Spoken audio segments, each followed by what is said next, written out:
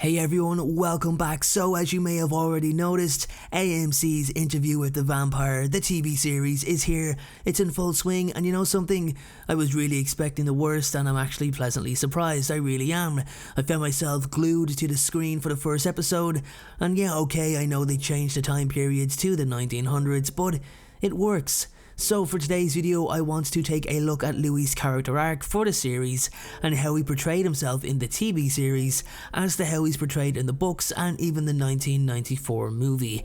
So let's jump right into it. He is portrayed by Jacob Anderson, who you may be familiar with because Jacob played Greyworm in Game of Thrones, and it caused some controversy because before we knew that the show was being set in the 1910s, before we knew about the time change, Louis was actually a plantation owner, so everyone was like, oh, how can a black man own a plantation in those times? It's culturally incorrect, blah blah blah, it doesn't work. Well, Louis de Pontefract is a pimp in the TV series, and he carries a swagger about him because despite his race, he's well respected due to the high income he receives from his prostitutes, which gives him an elevated status and special privileges, because even though it was the 1910s, black people were still mistreated and looked down upon. So like the book, Louis is responsible for his household and he takes care of his family. We finally get to see his devoutly religious brother Paul make an on-screen appearance, something I wished we could have seen in a 1994 movie adaptation. I think Paul as a character was absolutely spot on. Doubtful of all who didn't serve the Lord as he did, questions every possible sinful action of his brother, almost gets himself hurt by interfering with Louis' business. He's a great on-screen addition, and Louis does have a love interest, Lily, a prostitute from a rival brothel that seems to welcome him with open arms every time he visits. Lily was also a keen admirer of Louis for how pure a heart he seemed. Louis obviously encounters Lestat having a conversation with Lily and immediately becomes intrigued with him and his overzealous confidence, in addition to an endless bank balance. Lestat actually insults Louis by paying for the bill owed to the table, which is a derogatory gesture towards Louis' manhood. So it's a different introduction to what we've been used to. Then the two are next seen together during a poker game in which Lestat seems to be able to have the power to freeze time in order to help Louis win.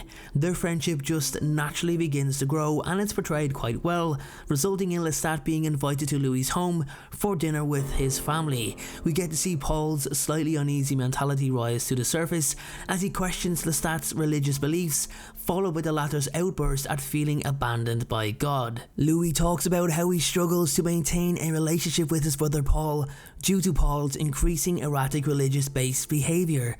And just when things seem to take a turn for the good, after a shared night of dancing between the two at their sister's wedding, followed by a meaningful conversation on the roof of their home, Paul willingly walks off the edge of the roof, killing himself, almost like he was punishing himself for having fun earlier in the night. Louis is blamed for his brother's death as Lestat returns to the fold after what seemed to be a short leave of absence. Louis appears to be a straight man. He likes women and has no apparent interest in men. It's only when Lestat hires Lily for the two of them to share do we see the first on-screen scene of homosexuality between the two. That was lacking in previous adaptations.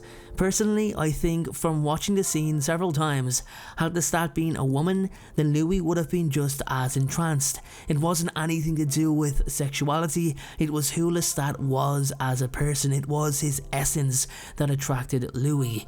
The more Louis was around him, the more he found himself drawn to the blonde-haired, blue-eyed prince. It's quite a powerful scene because it really highlights Louis' weakness that's hidden under his hardened pimp persona. I'm not going to talk too much about Lestat in this video as obviously it's about Louis' character arc, and I will also be doing a separate video on Lestat. Louis kind of battles with guilt over his brother's death and the fact that he lay with another man.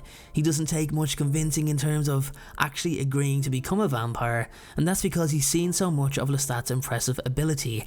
At the same time, Louis feels like this is his way out, as he's nothing really left to lose. He also takes the line from the book where he refers to both his and Lestat's heart as beating drums. It's also interesting how they've written his relationship with Daniel. So you'll remember from the book, or the 1994 adaptation, that Daniel is a young boy interviewing Louis, and at the end of the interview wants to become a vampire. Louis becomes furious that Daniel has missed the entire message he was trying to convey and attacks him before leaving. In the TV series, Daniel did in fact do the interview back in 1972 when he was young. He recorded the interview on tapes. Still wanted to become a vampire, by the way, and Louis this time actually feeds on him. He takes the tapes from the interview, and the interview is published under the Anne Rice pseudonym, so Daniel never gets the tapes at all. Daniel never gets a copy of the story. Anyway, Daniel goes on to become a famous journalist, and fast forward to present day, he's extremely ill due to the fact that he has an autoimmune disease that makes him extremely susceptible to COVID. Louis actually contacts Daniel with a letter and sends him the tapes from 50 years ago. They both agree on doing a follow-up interview, and I've just got to stop there, guys, and say that I love this. It's like a continuation from the first novel, but it's still the first novel. It's just modified for present day. It's like outside the box kind of thinking, and it really freshens up the whole story. I love the idea of a continuation. Anyway, this time Louis wants to tell the whole story. Everything, nothing left hidden, no rock unturned. This is going to be a complete inside look to everything that led to Louis being the vampire that he is today.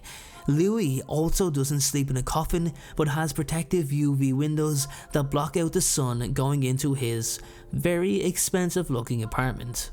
So, in this timeline, Daniel never went on to meet Armand and become a vampire and his lover with them, travelling around for some time. None of that happened. Just additionally, guys, the whole reason for this change to the story was explained quite simply. AMC didn't want to remake the 94 movie into a series. They wanted to make something fresh, and I have to admit they really did.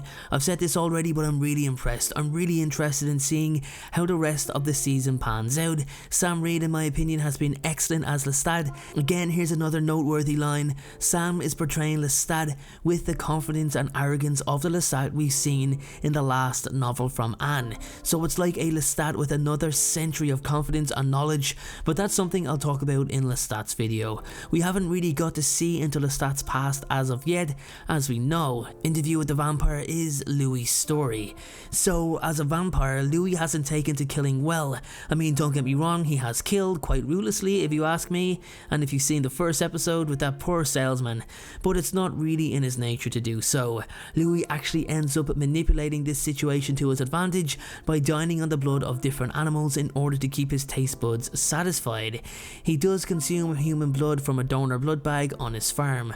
What kind of farm that is, we don't know. Maybe it will get revealed. Anyway, guys, that's just a little information on Louis' character arc, some differences between the Louis you're witnessing on screen in comparison to the one we all know so well from the books. Thanks so much for watching. Comment down below what video from what franchise you want to see next. Do you want to see more Vampire Chronicles videos?